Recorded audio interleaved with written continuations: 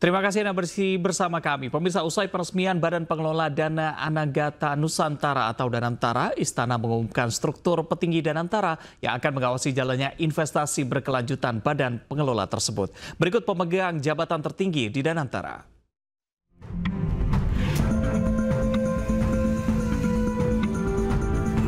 Danantara merupakan komitmen pemerintah dalam membawa perekonomian Indonesia ke level yang lebih tinggi melalui investasi berkelanjutan. Presiden Prabowo Subianto meresmikan Danantara Indonesia untuk mendukung program strategis negara.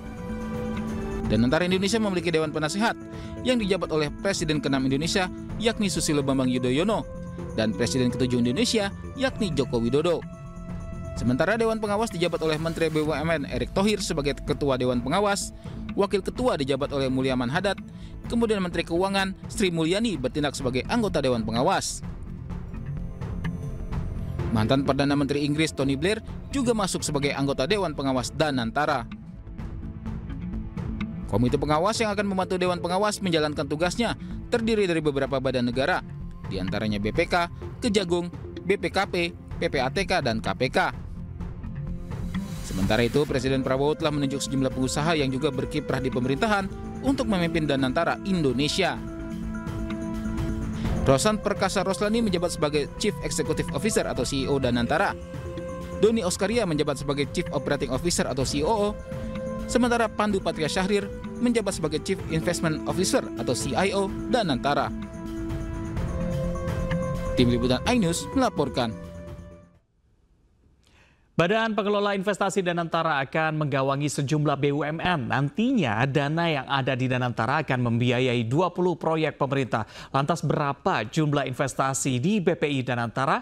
Modal awalnya kita akan lihat. Modal awal dari Danantara ini mencapai 20 miliar Amerika atau setara dengan 326 triliun rupiah. Sedangkan nilai investasinya sekitar 326 triliun rupiah.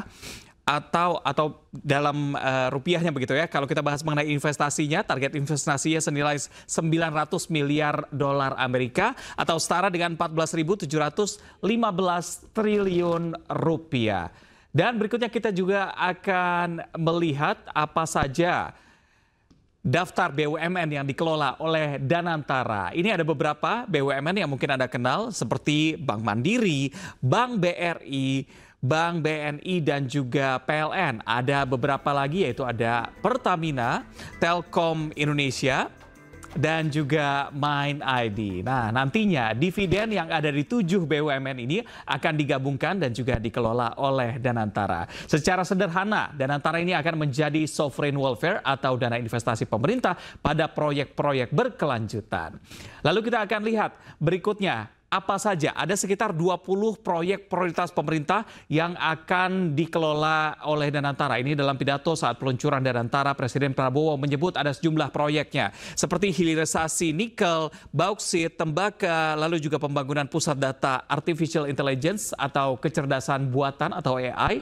Begitu pemerintah juga akan membangun pusat datanya. Lalu ada juga proyek kilang minyak hingga pabrik petrokimia juga masuk dalam daftar rencana pembangunan pemerintah. Produksi pangan, protein, serta aquaculture ini juga masuk di sana dalam proyek pemerintah. Terakhir yaitu proyek energi baru dan terbarukan.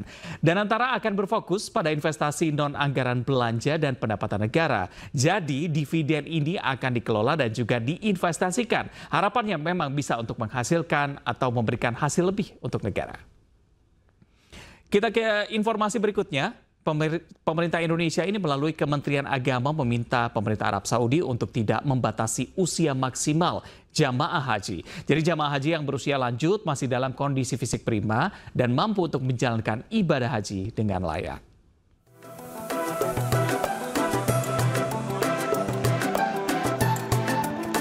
Pemerintah Indonesia meminta agar pemerintah Arab Saudi tidak membatasi usia maksimal jemaah haji. Permintaan masyarakat Indonesia ini disampaikan langsung Menteri Agama Nasaruddin Umar ketika bertemu Menteri Kesehatan Arab Saudi Fahad Abdurrahman Al-Jalajel.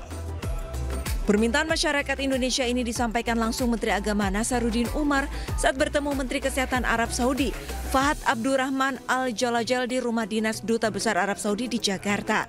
Pertemuan juga dihadiri Duta Besar Arab Saudi untuk Indonesia, Faisal bin Abdullah Al-Amudi.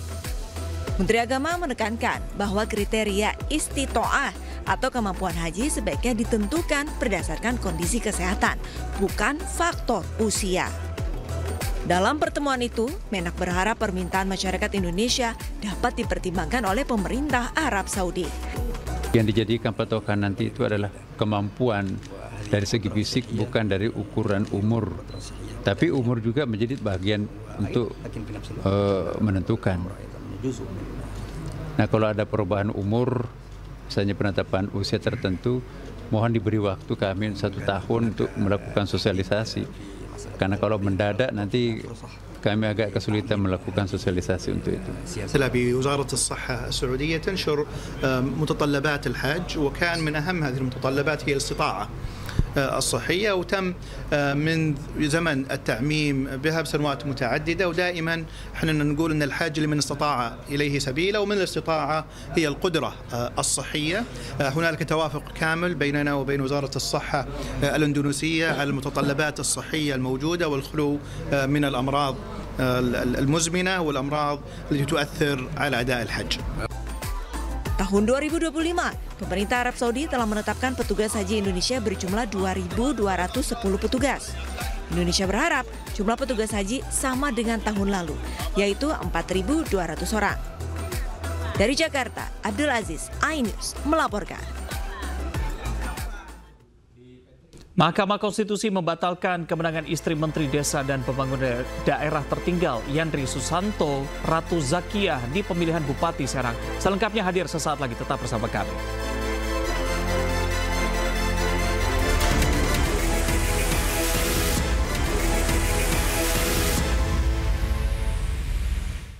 Wakil Menteri Koordinator Bidang Politik dan Keamanan Lodewijk Frederick Paulus tegaskan pemerintah akan mengevaluasi perwira TNI aktif yang duduki jabatan sipil. Pernyataan ini diungkapkan untuk merespon pernyataan dari Presiden RI ke-6 sekaligus Ketua Majelis Tinggi Partai Demokrat Susilo Bambang Yudhoyono.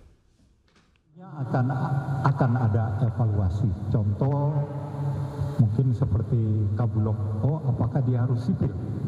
Ya. Kalau umpamanya di situ ketentuannya sipil, ya, maka yang bersangkutan harus mengajukan pensiun dini. Nah, seperti itu kan sebenarnya gampang. Oke.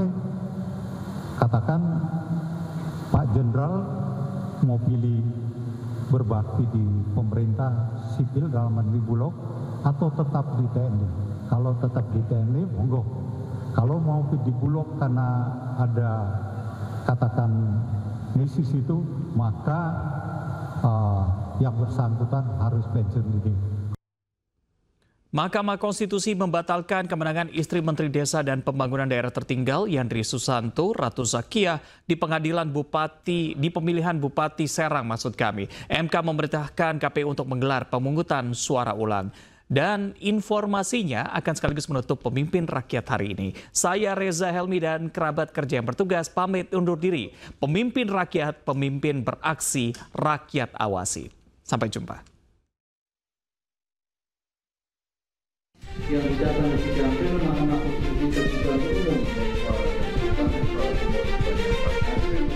Mahkamah Konstitusi menyatakan keputusan KPU Kabupaten Serang tentang penetapan hasil Pilkada Bupati dan Wakil Bupati Serang tahun 2024 batal.